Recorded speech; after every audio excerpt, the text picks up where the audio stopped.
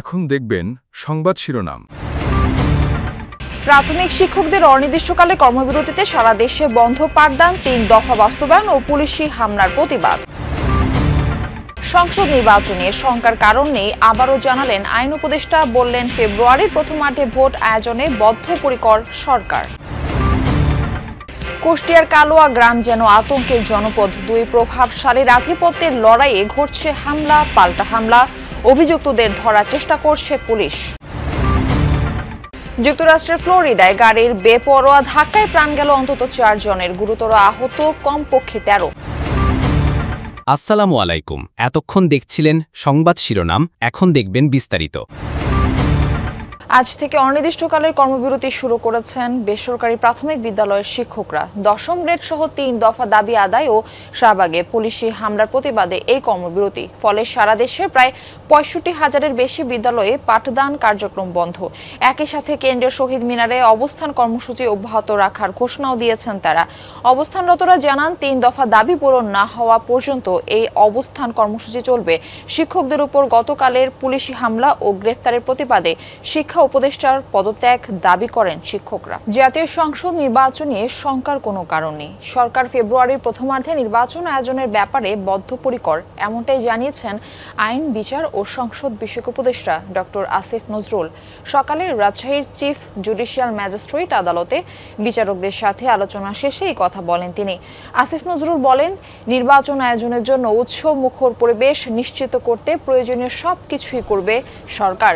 তিনি আরো বলেন, রাজনৈতিক দলগুলো একে অপরের উপর চাপ সৃষ্টি, আবার কখনো উপদেষ্টার উপর চাপ সৃষ্টি করতে বিভিন্ন কথা বলে।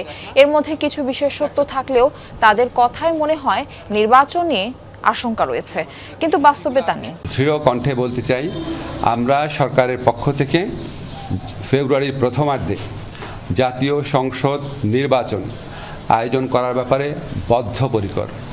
এটার সাথে সম্পর্কিত বা এটাকে বিলম্বিত করার কোনো ইস্যু আছে বলে আমরা মনে করি না। বিএনপির দলীয় প্রার্থী ঘোষণার পরে উত্তর সাতক্ষীরা 3 আসনের কালীগঞ্জ ও আশাশুনি উপজেলা বিএনপির কেন্দ্রীয় নির্বাহী কমিটির সদস্য সাবেক এমপি কাজী আলাউদ্দিনকে প্রার্থী করায় ক্ষুব্ধ দলটির অপর নির্বাহী কমিটির সদস্য ডাক্তার শহীদুল আলমের কর্মী সমর্থকরা। প্রার্থী ঘোষণার পর একদিকে চলছে ধানের শীষের প্রচার প্রচারণা, অপরদিকে প্রার্থী পাল্টাতে লাগাতার আন্দোলন চালিয়ে যাচ্ছে অপরপক্ষ।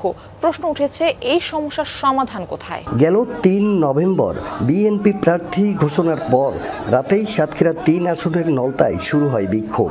পরদিন নলতা ও কালীগঞ্জ সদরে সকাল থেকে সন্ধ্যা সড়কে চলে বিক্ষোভ। একটাই দাবি, ডাক্তার শহীদুল আলমের মনোনয়ন।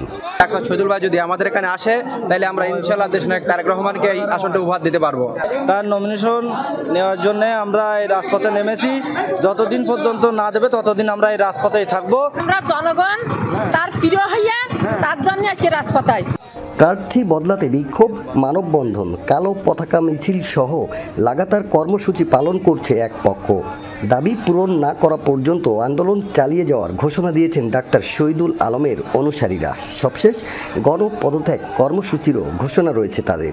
জুলাই অভ্যুত্থানে চানখারপুলে শহীদ আনাস সহ 6 জনকে হত্যার মামলায় বরখাস্ত ডিএমপি কমিশনার হাবিবুর রহমান সহ 8 পুলিশের বিরুদ্ধে মামলার 14তম দিনের সাক্ষ্য গ্রহণ আজ। বিচারপতি গোলাম মর্তুজা মজুমদারের নেতৃত্বাধীন আন্তর্জাতিক অপরাধ ট্রাইব্যুনাল 1-এ এই সাক্ষ্য গ্রহণের কথা রয়েছে। এখন পর্যন্ত এই মামলায় 22 জন সাক্ষ্য দিয়েছেন। সাক্ষীদের মধ্যে রয়েছেন প্রত্যক্ষদর্শী পুলিশ কর্মকর্তা, ভুক্তভোগী পরিবারের সদস্য, জুলাইয়ের আহতরা, চিকিৎসক এবং যুব ও ক্রীড়া উপদেষ্টা আসিফ মাহমুদ সজীব ভুইয়া। সাক্ষীরা এই ঘটনায় জড়িতদের দৃষ্টান্তমূলক শাস্তির দাবি জানিয়েছেন। মামলায় গ্রেপ্তার আছেন শাহবাগ থানার বরখাস্ত পরিদর্শক আরশাদ হোসেন, কনস্টেবল সুজন, ইমাজ হোসেন ও নাসিরুল। অন্যদিকে ডিএমপি কমিশনার হাবিবুর রহমান, যুগ্ম কমিশনার সুদীপ চক্রবর্তী, রমনার ডিসি আক্তার এবং এসি ইমরুল পলাতক রয়েছেন। রাজধানীর মোহাম্মদপুর বেড়িবাঁধে ইউল্যাব ইউনিভার্সিটির পাশের একটি গ্যারেজে আগুনের ঘটনা ঘটেছে। এই ঘটনায় গ্যারেজে থাকা একটি পিকআপ, একটি অ্যাম্বুলেন্স ও একটি প্রাইভেট কার পুড়ে গেছে। শনিবার রাত 12টার পরে এই ঘটনা ঘটে। খবর পেয়ে ফায়ার সার্ভিসের একটি ইউনিট ঘটনাস্থলে পৌঁছে আগুন নিয়ন্ত্রণে আনে। গ্যারেজ মালিক ও পুড়ে যাওয়া গাড়ির মালিকদের অভিযোগ, একটি মোটরসাইকেলে 3 ব্যক্তি এসে আগুন ধরিয়ে পালিয়ে যায়। এ সময় গাড়িতে থাকা গ্যাস সিলিন্ডার বিস্ফোরিত হয়ে পাশে থাকা দুটি গাড়িতে আগুন ছড়িয়ে পড়ে। এই ঘটনায় 10 লাখ টাকার মতো ক্ষতি হয়েছে দাবি গ্যারেজ মালিকের। তবে এই ঘটনায় কেউ হতাহত হয়নি। ওনারা পিকআপ থেকে ওই মোটরসাইকেল বাইকের থেকে নামছে, নামে 2 জন আগুন ধরাইছে আর একজন বাইকে ছিল। আমার এখানে মেরামতের জন্য 2টা গাড়ি, একটা হইলো ইদারিং 2-1 দিন ধরে আসছে এইটা, আর একটা গাড়ি অনেক দিন ধরে পড়ে আছে। এই 2টা গাড়ি ক্ষতি হয়েছে। 8 মিনিটের মাথায় এখানে পৌঁছা পরে দেখি যে 3টা গাড়িতে আগুন জ্বলতেছে। একই সাথে 2টা হলে অ্যাম্বুলেন্স ছিল পুরাতন মেরামতযোগ্য, আর একটা হলো পিকআপ গাড়িতে। আমরা তাৎক্ষণিক অগ্নি নির্বাপন চেষ্টা করি এবং আগুন নিভে ফেলি। আতঙ্কের জনপদ হয়ে উঠেছে কুষ্টিয়ার কুমারখালীর কালুয়া গ্রাম। 50 বছরেও পাল্টায়নি হানাহানির চিত্র। গেল 1 মাসে একাধিক হামলার প্রেক্ষিতে শুক্রবারও সুলতানপুর ও রাধানগর গ্রামের 13টি বাড়িঘরে হামলা ও ভাঙচুর চালায় জেলেপাড়ার প্রতিপক্ষরা। এতে পুরুষশূন্য হয়ে পড়েছে গ্রাম দুটি।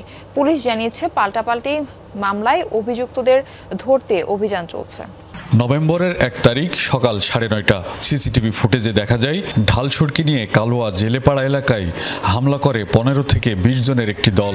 এলাকাবাসী জানায়, বাজারে অফিস দখল নেয়াকে কেন্দ্র করে স্থানীয় প্রভাবশালী রাশিদুল ইসলাম রাসু সমর্থিত লোকজন হামলা চালায় বকুল সমর্থিত লোকজনের বাড়িতে। এরই জেরে শুক্রবার সন্ধ্যায় আবারও সুলতানপুর গ্রামের রাসু সমর্থিত ব্যবসায়ীর বাড়িতে হামলা চালিয়ে ভাঙচুর ও লুটপাটের অভিযোগ ওঠে বকুল সমর্থিত লোকজনদের বিরুদ্ধে। এরা সব জিনিসপত্র নিয়ে অস্ত্র নিয়ে গুলি করে লাগে। গুলি ফুটানি লোকজন, পাড়ার লোকজন, ভ্যান ম্যান রডে যা ছিল সব চলে গেল। তারপরে আমার বাড়ি ঘর ভাঙনি সব বের। আমার বাসার স্বর্ণ 5 ভরি স্বর্ণ ছিল আমার। তারপর ড্রয়ারের মধ্যে 15 লাখ টাকা ছিল, ওই টাকাগুলো নিয়ে চলে গেছে। শুক্রবার সন্ধ্যায় রাধানগর গ্রামের 12টি বাড়িঘরে হামলার অভিযোগ ওঠে বকুল সমর্থিত লোকজনদের বিরুদ্ধে। গ্রামগুলোতে একাধিকবার পুলিশের অভিযান হলেও ধরাছোঁয়ার বাইরে মূল অভিযুক্তরা সহ জড়িত সন্ত্রাসীরা। গোয়েন্দা তথ্য সংগ্রহ করে আমরা কিছু কিছু ক্ষেত্রে স্পেসিফিক অভিযান পরিচালনা করে অপরাধীদেরকে গ্রেপ্তারের আওতায় নিয়ে আসছি। শহরকেন্দ্রিক বিশেষ অভিযান পরিচালনা করছি ইতিমধ্যেই। যুক্তরাষ্ট্রের ফ্লোরিডায় গাড়ির বেপরোয়া ধাক্কায় প্রাণ গেছে অন্তত 4 জনের, গুরুতর আহত 13 জন। শনিবার ফ্লোরিডার ট্যাম্পা শহরে হয়েছে এই দুর্ঘটনা। হাইওয়েতে বেপরোয়াভাবে চলতে থাকা গাড়িটিকে চিহ্নিত করে নিরাপত্তা বাহিনী থামানোর চেষ্টায় ব্যর্থ হলে পিছনে পুলিশের গাড়ি ধাওয়া খেয়ে গতি বাড়িয়ে দেয় চালক। এক পর্যায়ে হারিয়ে ফেলে নিয়ন্ত্রণ, ধাক্কা মারে একটি ভবনে। এই ঘটনায় ঘটনাস্থলে মারা যায় 3 জন। হাসপাতালে নেওয়া হলে প্রাণ যায় আরও 1 জনের। আহতদের মধ্যে বেশ কয়েকজনের অবস্থা আশঙ্কাজনক। এই ঘটনায় আটক করা হয়েছে 22 বছর বয়সী এক তরুণকে। চলছে তদন্ত। আলোচনায় পাকিস্তানের সংবিধানের 27তম সংশোধনী অনুমোদন পেলে তৈরি হবে প্রতিরক্ষা বাহিনীর প্রধানের পদ। আজীবন সাংবিধানিক সুরক্ষা দেওয়া হবে শীর্ষ সামরিক কর্মকর্তাদের। পাশাপাশি দায়িত্বে থাকাকালীন যে কোনো ফৌজদারি মামলা থেকে দায়মুক্তি পাবেন সরকার প্রধান। এছাড়া একাধিক সংস্কারের প্রস্তাব করা হয়েছে বিচার বিভাগে। শনিবার পার্লামেন্টের উচ্চকক্ষে উপস্থাপন করা হয় সংবিধান সংস্কারের খসড়া প্রস্তাব। মে মাসের ভারত পাকিস্তান সংঘাত শেষে ফিল্ড মার্শাল উপাধি দেওয়া হয়েছিল পাকিস্তানের সেনাপ্রধান আসিম মুনিরকে। এবারে চিফ অব আর্মি স্টাফকে সাংবিধানিকভাবে প্রতিরক্ষা বাহিনীর প্রধান করার তোড়জোড় শুরু করেছে শেহবাজ শরীফের সরকার। এরই মধ্যে দেশটির কেন্দ্রীয় মন্ত্রিসভায় অনুমোদনের পর পার্লামেন্টের উচ্চকক্ষ সিনেটে সংবিধানের 27তম সংশোধনী বিলের খসড়া প্রস্তাব করা হয়েছে, যাতে সংবিধানের 243তম অনুচ্ছেদের বেশ কিছু পরিবর্তনের প্রস্তাব দেওয়া হয়েছে। এই সংশোধনী অনুমোদিত হলে বাতিল হবে সামরিক বাহিনীর জয়েন্ট চিফ অব স্টাফ কমিটির চেয়ারম্যানের পদ। এছাড়াও শীর্ষ কর্মকর্তাদের আজীবন সাংবিধানিক সুরক্ষা দেওয়ার প্রস্তাবও করা হয়েছে। খসড়ায় আরও বলা হয়েছে, দেশের পারমাণবিক ও কৌশলগত সম্পদের তত্ত্বাবধানকারী পদ ন্যাশনাল স্ট্র্যাটেজিক কমান্ডের কমান্ডারকে সেনা প্রধানের সুপারিশে প্রধানমন্ত্রী নিযুক্ত করবেন।